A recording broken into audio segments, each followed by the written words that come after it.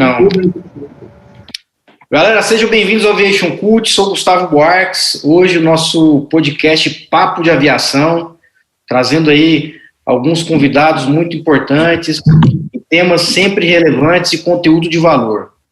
Eu quero pedir desculpas, primeiramente, o atraso, não foi possível honrar nosso compromisso aí, em função de um probleminha técnico aí durante a nossa transmissão. Mas continua conosco aí, que eu tenho certeza que vocês vão gostar, que hoje tem conteúdo de valor, que é o que a gente sempre traz aqui para vocês. Sempre conteúdo técnico de valor, para você não desperdiçar o seu tempo na internet hoje. Tá bom? Vou passar a palavra para o Caio. E, Caio, seja bem-vindo. E tá com você agora. Você vai ser o moderador desse bate-papo aí, de vários outros aí que a gente vai realizar juntos aí com o Piper também. Buarques, boa tarde a todos. É um prazer estar aqui com vocês.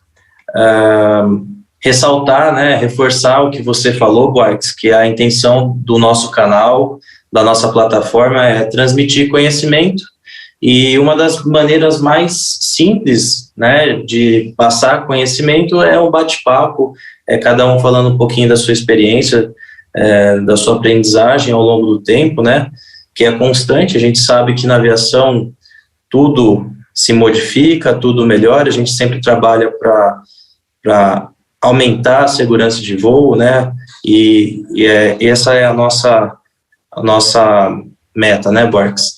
E, inicialmente, queria também reforçar que esse está sendo o nosso primeiro podcast, após essa reformulação que a gente está passando, e reforçar que as opiniões que a gente vai emitir diante desse podcast, diante dessa conversa, são opiniões pessoais. Esse é um projeto pessoal nosso, não envolve nenhuma empresa que emprega os integrantes aqui que participam, tá? Então é importante a gente reforçar isso. Pessoal, então começando, boa tarde, Piper. Boa tarde, como vai, Caio? Tudo bem? Prazer estar aqui a bordo. Que bom. Prazer. Boa tarde, Larte, escuta bem aí também? Boa tarde, prazer também estar com vocês. Bom, pessoal, então para a gente iniciar, brevemente, cada um vai falar um pouquinho da sua experiência na aviação, vamos começar aí pelo Buarques. Buarques, por gentileza, fala um pouquinho aí da sua trajetória, do que você faz atualmente, conta um pouquinho para a gente. Comecei minha aviação em Goiás, fazendo ali o piloto privado, numa escola que hoje não existe mais. Depois eu optei pela formação através da universidade, lá no Sul. Retornei para Goiás, passei brevemente pela aviação geral, onde eu tive muitos ensinamentos, fiz muitos amigos também. Depois eu fui para Barreiras, fiquei alguns meses voando nos aviões particulares lá, entre Sêneca, Minuano e Sertanejo, e logo depois eu entrei numa empresa para voar 737.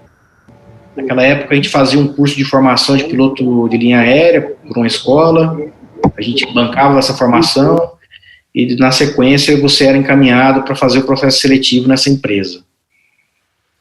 Sempre ligado ao empreendedorismo, eu sempre lendo sobre empreendedorismo, eu descobri o projeto de uma empresa regional que nascia no Brasil, através de um empreendedor muito famoso lá nos Estados Unidos, e ele lançou esse projeto aqui, e eu acabei não aguentando e pedi demissão desse emprego que eu tinha na época, em 2009, e acabei ingressando nessa empresa, que é onde eu trabalho até hoje.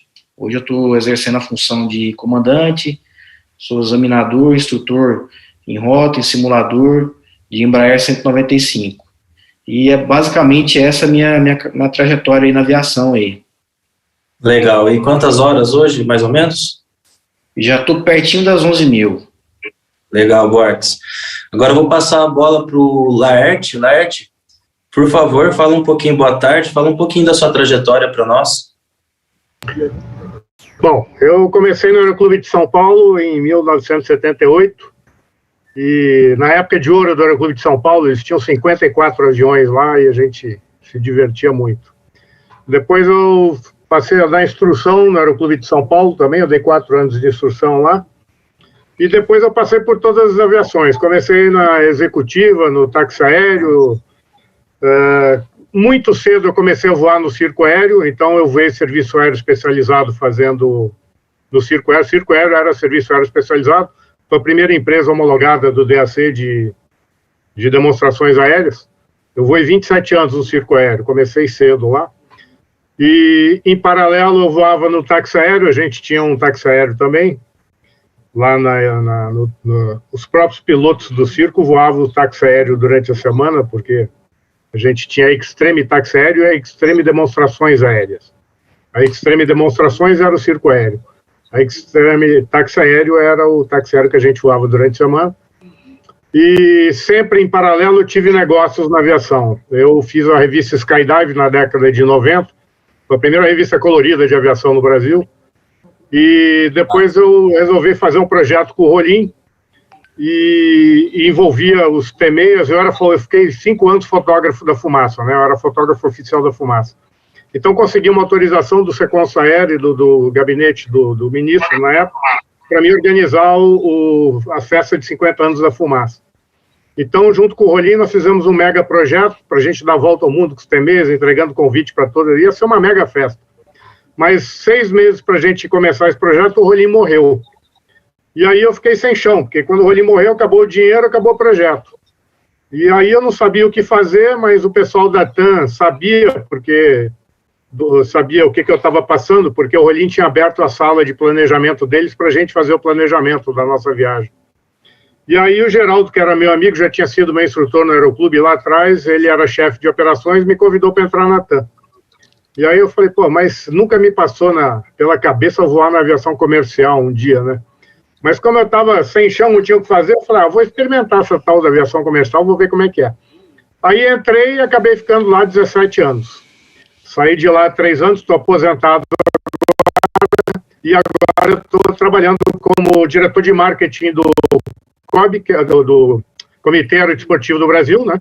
E trabalhando como vice-presidente da Asabras, que é uma entidade que vocês vão ouvir falar muito dela em breve, que ela vai ser lançada agora no começo do ano. Que legal, Art. Parabéns pela trajetória e vai ser um prazer aí compartilhar essa conversa com você. Boa tarde, Piper.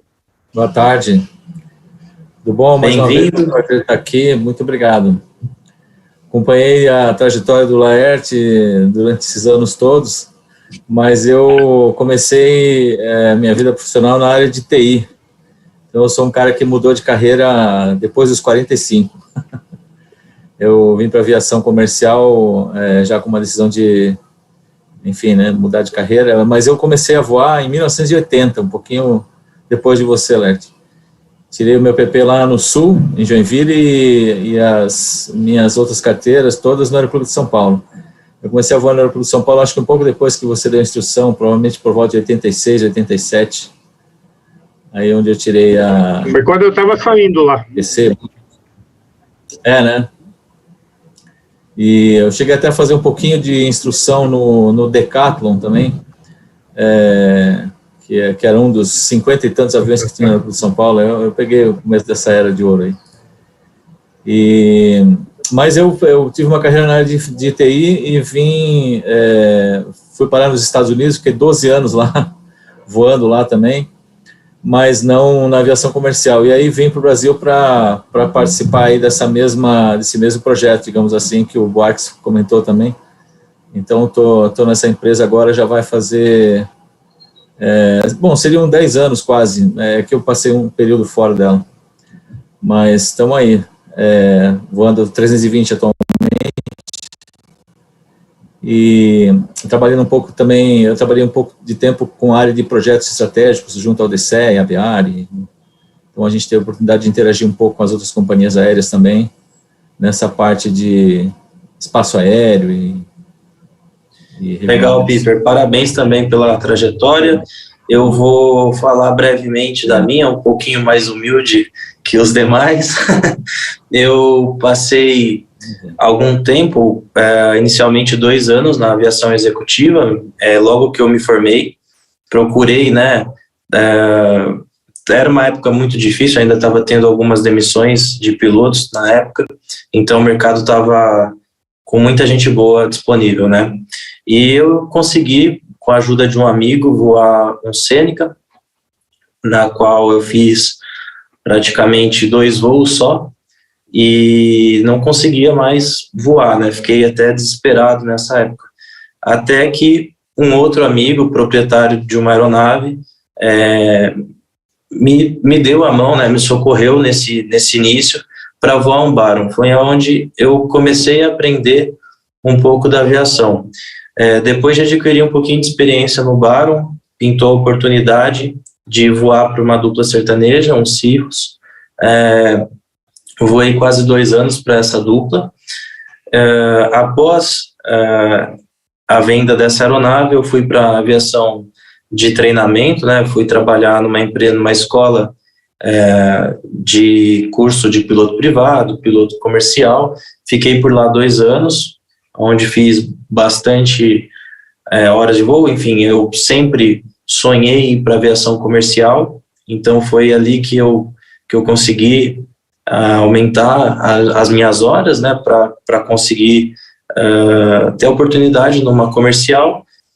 Em seguida, saí e fui voar um Cheyenne em Jundiaí.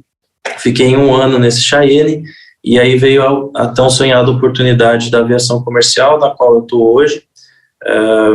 Praticamente aí teve uma pausa, né? Eu entrei numa turma que a gente acabou saindo de licença por conta do cenário da pandemia, mas estou aí um pouquinho mais de 1 ano e meio, 1 ano e meio mais ou menos de empresa, a mesma empresa do Piper e do Boarcs. Atualmente estou de primeiro oficial do Embraer, também 195, e é isso aí, pessoal. Agradeço aí todos participarem.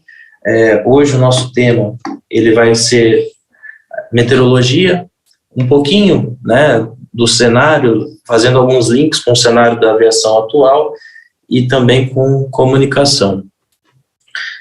Eu queria ressaltar aqui, né, que tem grandes diferenças, né, na preparação do voo, né, tanto para um voo comercial quanto para um voo de executivo, até esse voo desportivo que o Laerte fazia parte, que ele vai poder falar para a gente. Então, começando por você, Piper, como é a sua rotina hoje, né, da preparação para o voo? Como você faz essa preparação de meteorologia? Como que é a rotina de uma empresa aérea? O que eles te disponibilizam? Enfim, como você se prepara antes de sair para um voo?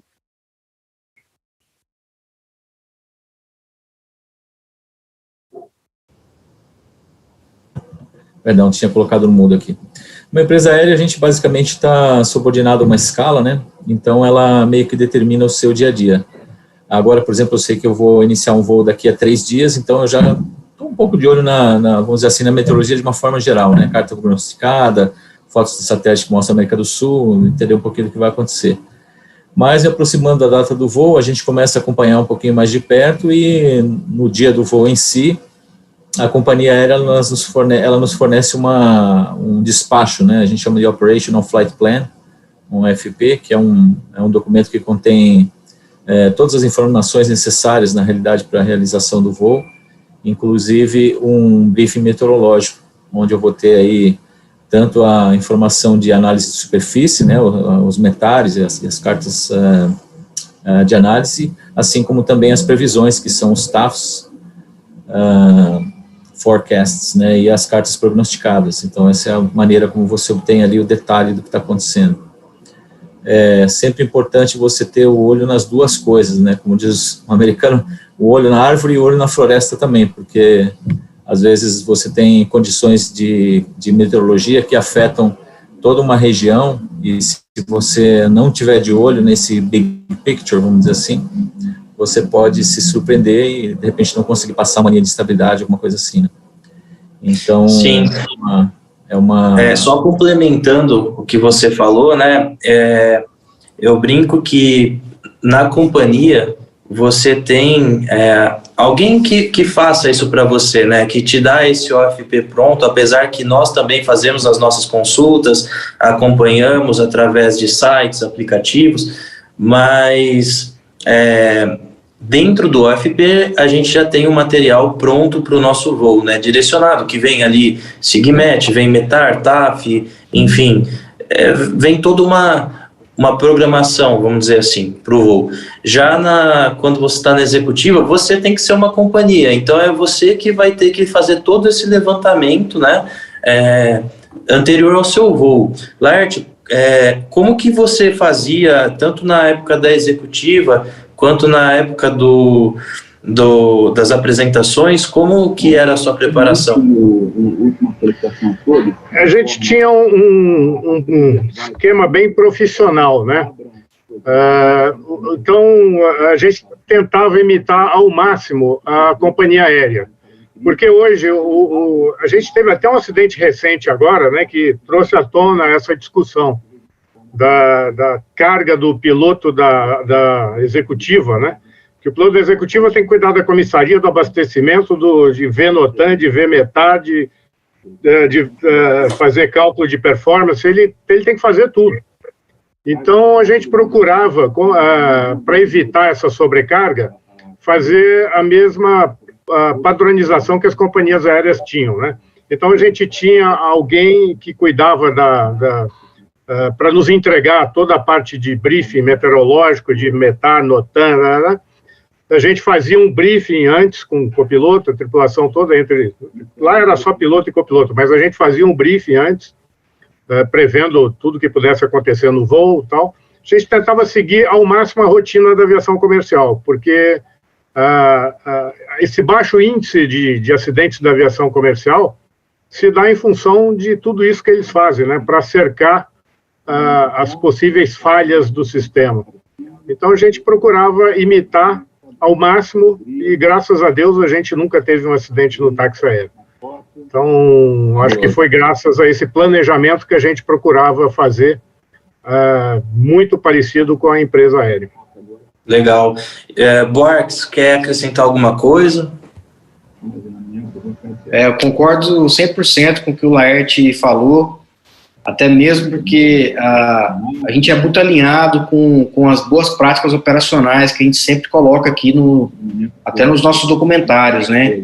E aí, puxando esse gancho que ele falou, né, que é cercar tudo isso daí com boas práticas operacionais, copiar o que todo mundo está fazendo aí nas empresas aéreas de boas práticas para dar certo, né? Aí tem um gancho do Piper, né, que ele falou de você obter o big picture, né? No nosso documentário Meteorologia Extrema, tem um acidente que a gente relata lá que o piloto, ele olhou o METAR do origem do destino, os dois METARs estavam ok, estava CAVOC e favorável para a habilitação dele, que era o voo visual, só que ele não olhou o big picture, e ele se desorientou, entrou instrumento, informações que ele não tinha feito planejamento meteorológico, e acabou gerando aí a perda de controle em voo. Então, boas práticas operacionais,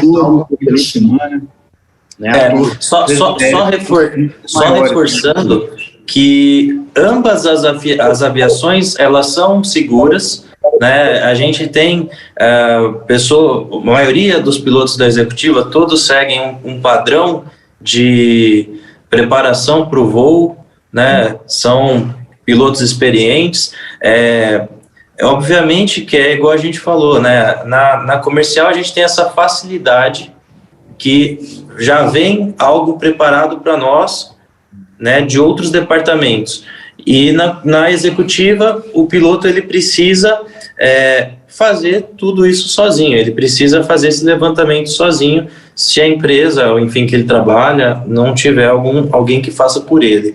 É importante ressaltar também, né, que assim, não é querendo entrar no link, mas a aviação executiva ela opera em aeroportos que a comercial muitas vezes não alcança, né? Ela não consegue operar por tamanho de pista, enfim, por outros motivos também. Então é muito importante que essa padronização da preparação para o voo, ela seja realmente seguida com a maior cautela, com a maior atenção possível, porque realmente tem operações bastante restritas. Também não que a comercial também não tenha, a gente também opera em lugares que, para o nosso avião, às vezes, ela está dentro da margem de segurança, vamos reforçar isso, está totalmente dentro da margem de segurança, mas você tem operações com maior dificuldade e com menor dificuldade, né? Enfim, por tamanhos de pista, por performance de aeronave, distância de parada e tudo mais, né? Relevos, enfim, basicamente a aviação comercial tem procedimento de contingência para tudo, né? E a aviação executiva não tem, é a cabeça do piloto na hora que decide. Exatamente. Bom, e vocês, começando agora pelo Buarques, quando você vai preparar o voo, né, você que está hoje na comercial, né, a gente tem o FP, tudo, mas quais sites, quais ferramentas para uso pessoal que você utiliza para preparar o seu voo?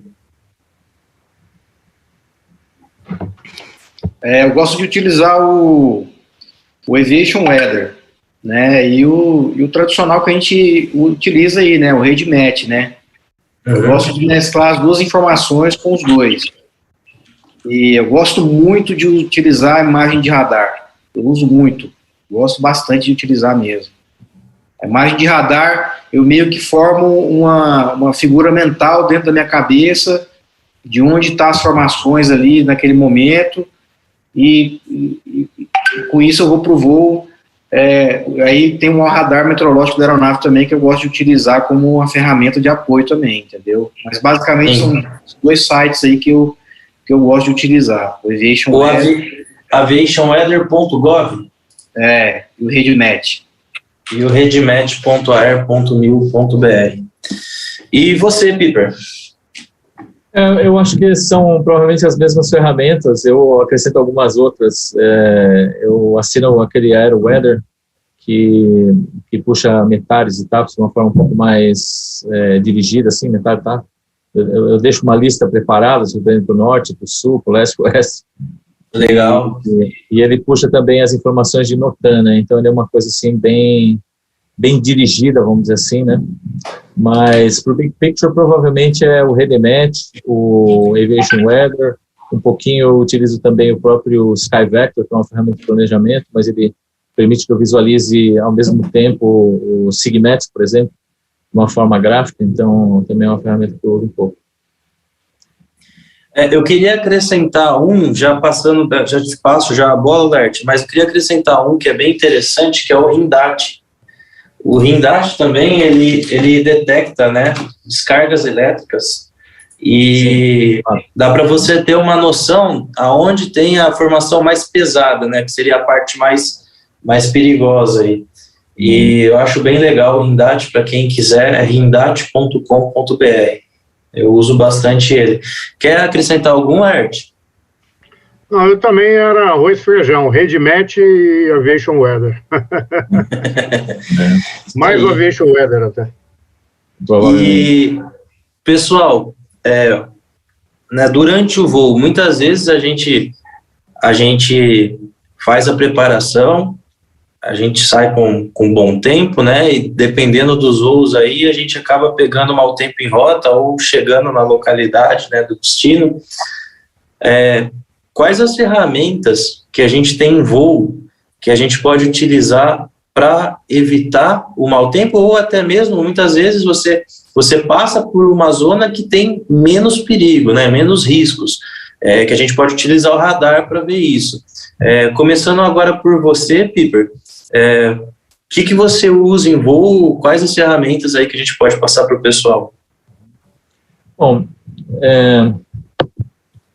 eu acho que, sem dúvida nenhuma, na nossa aviação, o radar é uma das ferramentas mais importantes para você desviar de meteorologia extrema, vamos dizer assim, né? CBs. Tem o lado também de você estar observando, obviamente, a meteorologia olhando para fora, né? Às vezes isso funciona melhor do que qualquer outra coisa. E a gente tem a facilidade também de puxar METAR e TAF durante o voo, porque a gente tem um recurso de comunicação digital ali, comunicação de dados, que nos permite fazer isso, né? eu posso pedir metais e taps em determinadas localidades. Além disso, você tem a ferramenta do Volmet, que é uma ferramenta de pouco uso, vamos dizer assim, hoje no Brasil, mas é uma ferramenta que a gente tem, você sempre pode ligar nas frequências lá do Volmet. A gente tem até algumas frequências que fazem broadcast em horários pré-definidos no Brasil, não me lembro assim de cabeça, mas se você consultar o IP Brasil, né, nós temos algumas broadcasts que fazem transmissão de tempos de determinadas áreas do Brasil. São ferramentas que elas tendem, acho que, ao desuso, na medida em que a gente utiliza o recurso digital hoje no cockpit, né. Só acrescentando, Piper, nessa do Volmet, né, a gente, como um tema secundário nosso hoje também é comunicação, muita gente, quando vai chamar o Volmet, fala Volmet Brasília, Volmet Amazônico, e esse não é o indicativo correto de chamada, tá? O indicativo de chamada é Meteoro. É Meteoro Brasília, Meteoro Curitiba, Meteoro Amazônico, e assim vai de acordo com a FIR. Isso aí. Boarques, quer acrescentar? Eu quero acrescentar com relação à aviação geral. Talvez hoje não seja o caso, né? Porque hoje as aeronaves estão mais modernas, né? A aviônica está mais acessível. Então, qualquer aeronave de pequeno porte aí hoje já tem um radar, né? Já tem aí até um TCAS, né? Mas quando eu passei pela aviação geral, era muito difícil ter uma aeronave que tivesse o radar. O que eu utilizava? E que eu percebi que poucos colegas utilizavam também, era o Gamete. Eu utilizava muito o Gamete para a FIR que eu fosse usar para ver se tinha ali naquelas informações algo que pudesse ser importante, né? Então, alguma informação convectiva, algo que pudesse ameaçar a nossa aviação, né? E todas essas ferramentas que a gente mencionou aqui também, né? Basicamente isso. O Gamete, ele é só explicando, ele é uma previsão, né, ou até uma informação meteorológica até o nível 100 e para a região montanhosa até o 150, né? Vamos dizer entre aspas, é como se fosse, entre aspas, um SIGMET, mas para níveis menores, né? Ou você me corrige se eu estiver errado. Não, é isso aí mesmo. É para aviação, ou seja, para aviação geral mesmo, né, cara? Considerar o nível 100, o nível médio aí da aviação de pequeno porte, né? Considerando os taxinhos aí que voam nos 510, né? Laerte, quer acrescentar mais alguma coisa? Não, eu acho que é por aí também.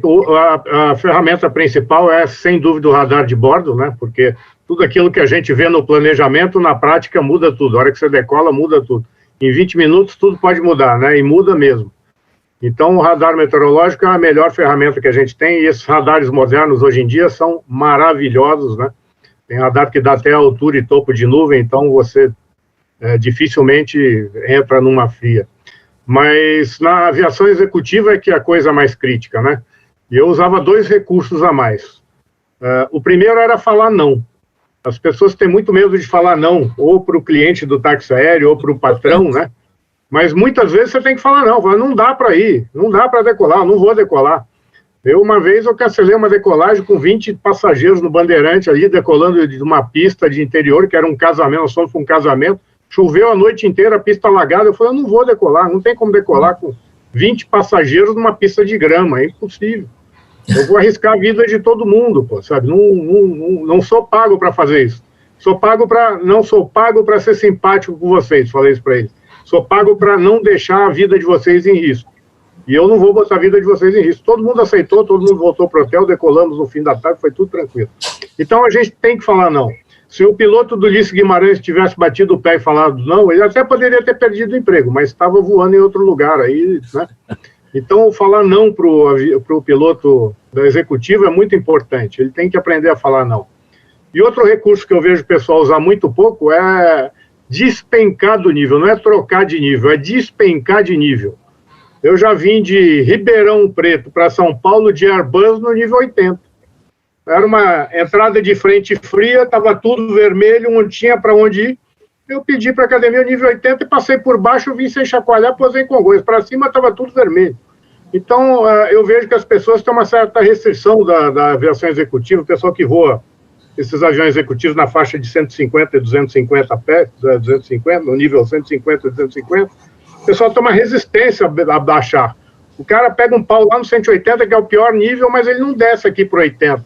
Ah, não, porque tem que voar. Não, ele voa lá em cima por questão de economia, mas uma hora dessa, hora bolas economia, né? Você tem que despencar de verdade, não trocar de nível, despencar de verdade.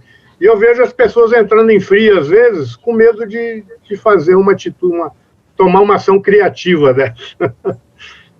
E assim, o legal é que a gente estava falando, uma coisa que eu gostei muito que você falou é o saber falar não, né? E na executiva é muito mais difícil isso, porque você muitas vezes tem o patrão ali atrás te fazendo pressão para ir, às vezes o cara é leigo, ele não entende, né? Ele acha que às vezes é má vontade sua e não é. Você, na verdade, está preservando a segurança dele, a vida dele e muitas vezes da família dele. Já na comercial, a gente não tem essa pressão, a gente é muito resguardado, obviamente que você tem que estar embasado em cima das decisões que você toma, mas eu até queria acrescentar na aeronave que eu vou, né, no QRH, eu tenho um checklist que é de civil weather. Então, se qualquer ponto que eu passar no checklist que esteja presente, ele já fala aqui, ó, do not take off or land until conditions improve. Ou seja, ele começa perguntando, né, se você tem alguma desses itens abaixo, né, dentro de 15 milhas do aeroporto, então tá lá, você tem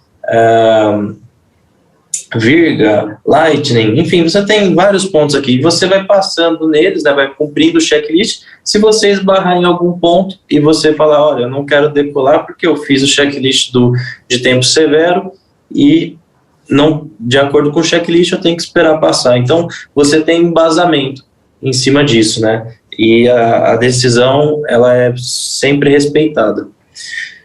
Concorda, Marcos? Você falou uma coisa muito importante, a pressão em cima do piloto da executiva é terrível, né? A companhia aérea, quando você fala não, ela endossa o que você falou, né? Se você atrasa uma decolagem de 15 minutos porque tem um repórter de wind shear, você pode fazer isso e a companhia endossa. Na executiva, a pressão é enorme. Então, por isso que eu falei, o cara tem que ter casca dura mesmo para falar. A dificuldade... O emprego dele muitas vezes está na reta.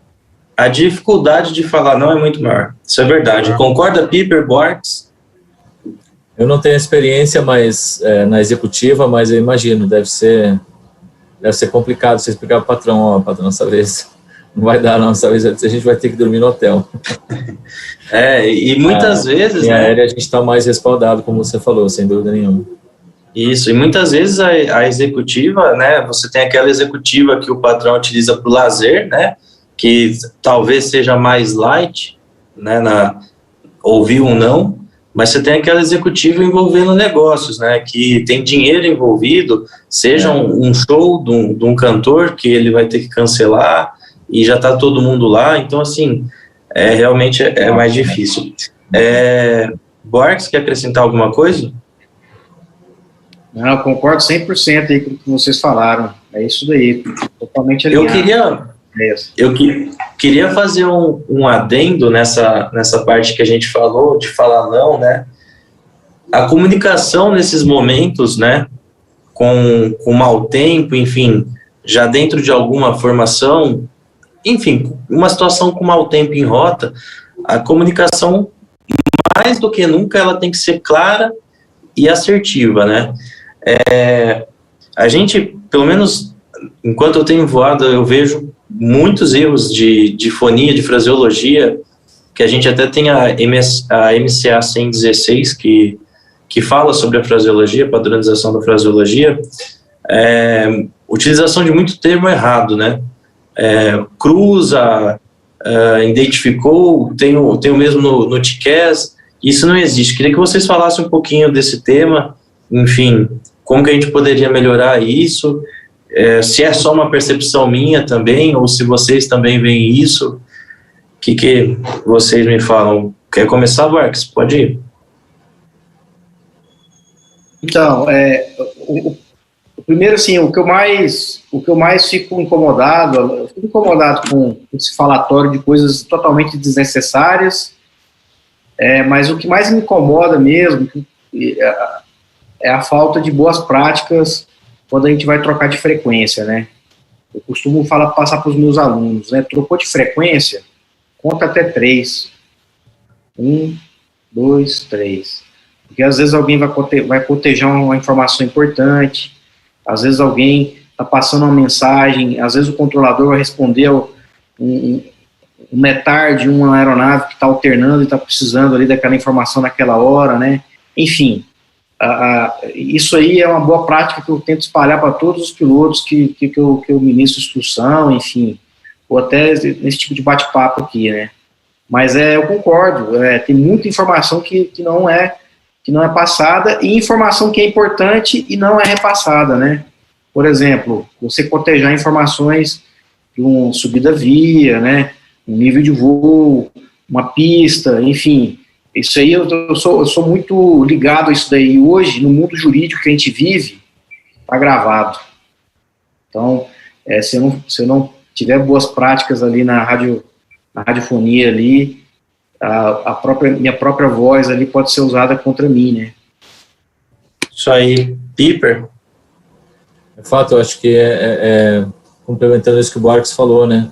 Realmente, saber o que cotejar, a gente também tem um pouco disso aqui no Brasil, né? Eu voei 12 anos nos Estados Unidos, embora na aviação geral, mas é a mesma frequência, vamos dizer assim, né?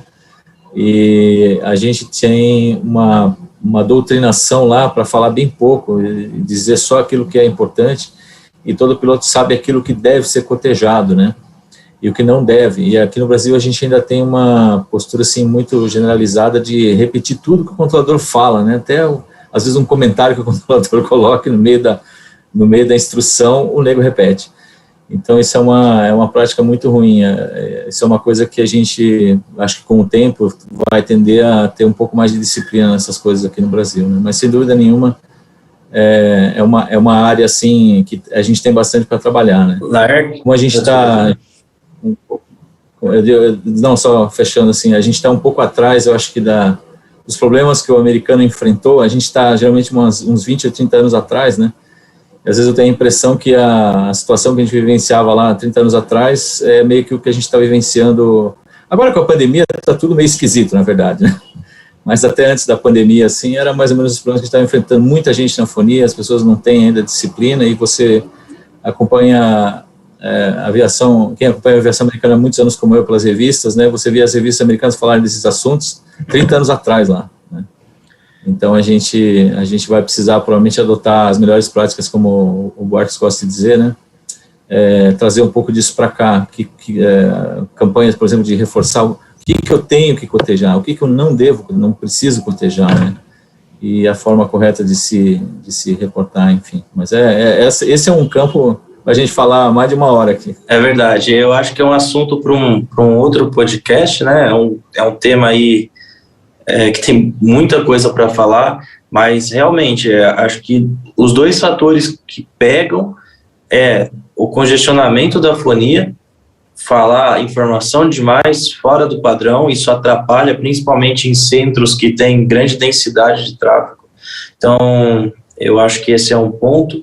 E também já dentro disso a padronização, e a pessoa não tem algumas pessoas que ficam desesperadas nessa chamada inicial que o Buarques falou, que o cara fica desesperado em falar controle. Não é assim. Eu acho que pelo menos quando eu troco de frequência, enfim, eu vou fazer uma chamada inicial, é exatamente isso. Espera um pouquinho, ver se ninguém está cotejando.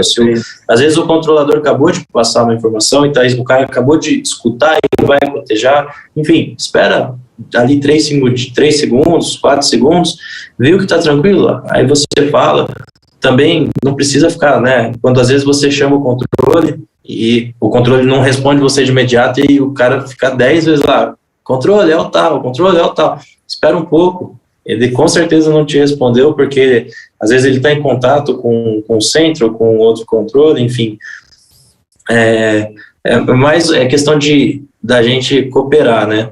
evitar a brincadeira em fonia, que isso aí não leva a nada, não agrega, transformar realmente a aviação o mais profissional e objetivo possível, né? Concorda, Laerte? Concordo. Primeiro eu queria concordar 100%, endossar 100% o que o Buarques falou e que o Piper falou. Eu concordo 100% com eles, mas queria acrescentar também mais uma coisa que eu acho que é cultural nossa aqui no Brasil. As pessoas... eu tive um curso de aperfeiçoamento profissional uns anos atrás, que a gente fez junto com a Embi Morumbi, chamava Sky Science. A gente dava curso para todos os alunos que estavam começando, né? E eu via que os alunos faziam o teórico lá, através da Embi Morumbi, e na hora de voar, procuravam o aeroclube mais barato que tinha. E normalmente o aeroclube mais barato era lá no interior do Rio Grande do Sul, e não fazia fonia. Então dizia para eles, esse barato vai sair caro, porque você não vai aprender a fazer fonia, você vai ter que aprender a fazer fonia depois quando estiver tirando o PC, vai ter que pagar muito mais caro por fazer, porque quando você aprende já no PP, já entra no sangue desde o começo, né? É muito mais fácil de aprender quando você já começa fazendo fonia. Quando você vai aprender depois de macaco velho já, demora muito mais. E você pega esses erros, esses vícios de fonia errados, né? Exato. Então, para corrigir é muito pior. Então, eu acho que na hora de escolher um aeroclube, é importante que o cara escolha um aeroclube, de preferência numa terminal congestionada, onde ele voe com o maior congestionamento de tráfego possível. Eu acho que isso é fundamental na hora de você tirar seu brevet. Então, as pessoas têm que pensar um pouco nisso, porque o barato sai caro. Laerte, concordo com você, e não só em questão da fraseologia. Eu acho que, como qualquer lugar, como qualquer ramo, você tem serviços de toda a qualidade. Você tem, enfim, empresas boas num ramo, empresas ruins, que oferecem o mesmo serviço, só que com qualidades diferentes. Tem muito aeroclube bom, muita escola de aviação boa. Eu acho que o ideal, quando você vai optar por uma escola de aviação, realmente você tem que ver a padronização que essa escola segue, porque hoje a gente tem muita escola, muito aeroclube que segue uma padronização muito legal, que ensina, né, o piloto a fazer uma preparação para o voo. Enfim, eu acho que isso é uma coisa que você pega lá no início mesmo. Você seguir o checklist, você respeitar o checklist, você respeitar os procedimentos de segurança. Enfim, eu acho que, eu concordo, isso aí vem lá do berço. Então, na hora que o aluno, né, inicial aí, que for ingressar no PP, busque um aeroclube realmente que tem um lugar para você fazer fraseologia, porque, vou fazer fraseologia num lugar que está numa FIR, enfim, sem controle. É uma fraseologia totalmente diferente. A hora que você vai para um lugar com maior densidade de tráfego, você vai passar apertado. Então, eu compartilho da mesma ideia. Eu acho que lá no momento da aprendizagem, você tem que buscar um lugar que te traga uma padronização legal, que você aprenda o máximo de informações, de ações que a gente tem durante o voo, para você já ter uma bagagem quando você for fazer uma seleção, seja para um táxi aéreo, para uma companhia aérea, mas que você tenha uma padronização legal, porque depois que você aprendeu, fica muito difícil de você trocar a chave e reaprender, né? Refazer vamos dizer, o aprendizado. Eu compartilho da mesma ideia, foi bom que você falou isso. Eu iria até um pouco mais longe, posso dar só um pitaco aqui? Fica à vontade.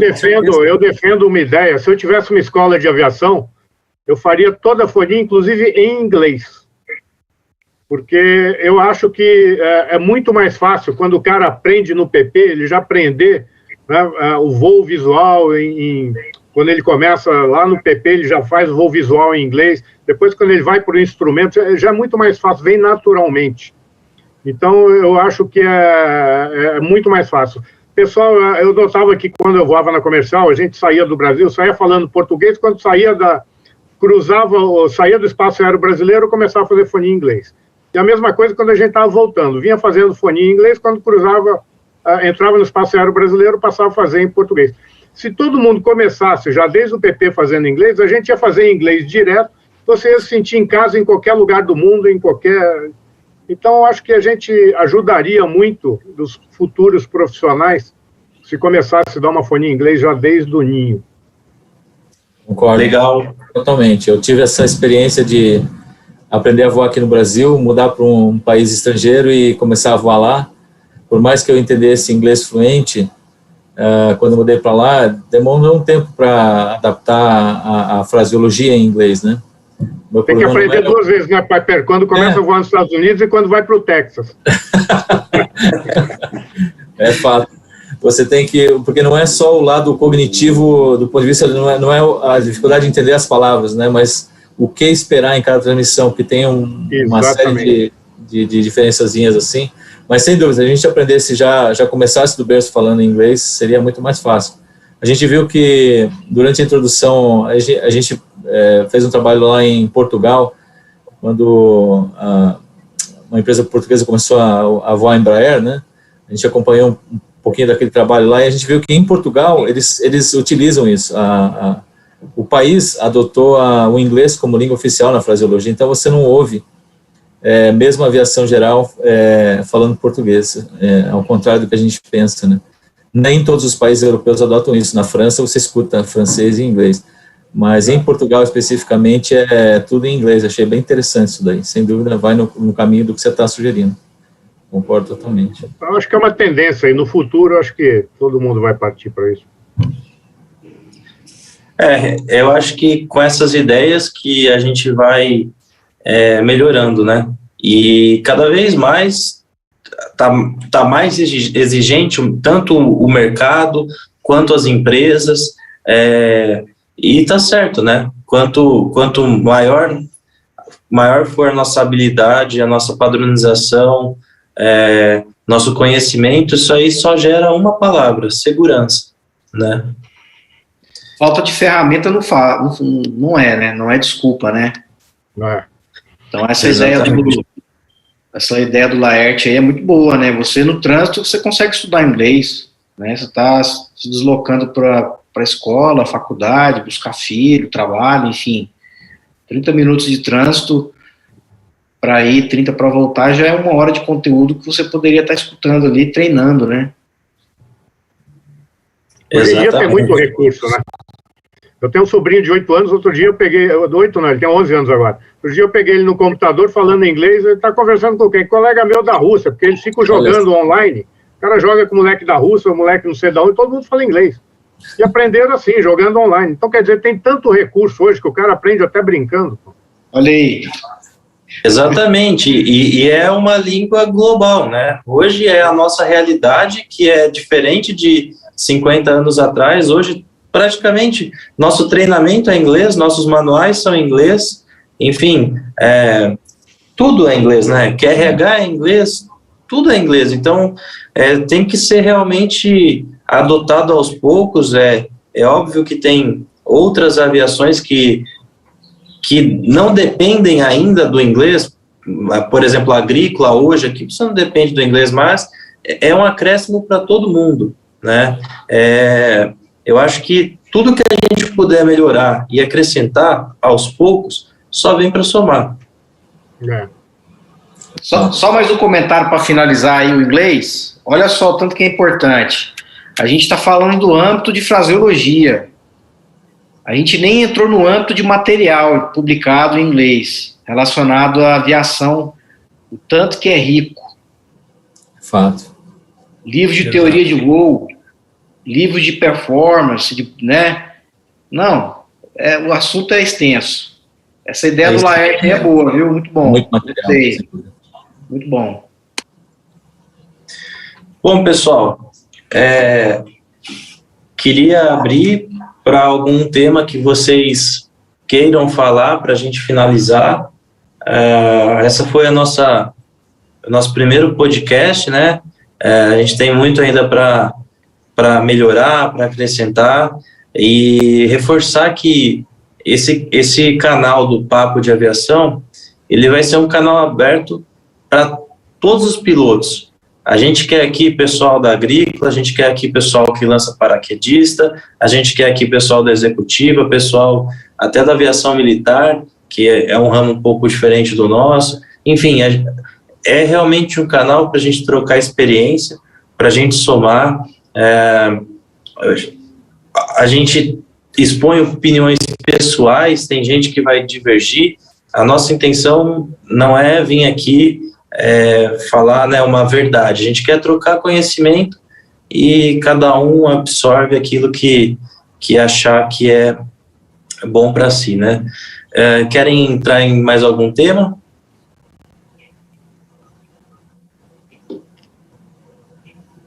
Bom, acho que o tema a gente pode deixar aí para uma próxima oportunidade aí, né? Porque tem muita coisa para a gente falar, né? Vamos ver aí se alguém deixa algum comentário nos vídeos aí. No nosso canal do YouTube saiu o documentário da meteorologia, né? Diversa, que vocês publicaram essa semana agora que passou, né? Quem quiser assistir, fica à vontade e tem o vídeo completo na nossa plataforma. Certo, Borges? É isso aí. Eu queria só chamar atenção aqui, uma frase que o Laerte falou que me chamou muita atenção e que me impactou de forma muito positiva. Eu até anotei ela aqui. Na qualidade aí de comandante, né, que tem muita experiência, voou o mundo aí, né?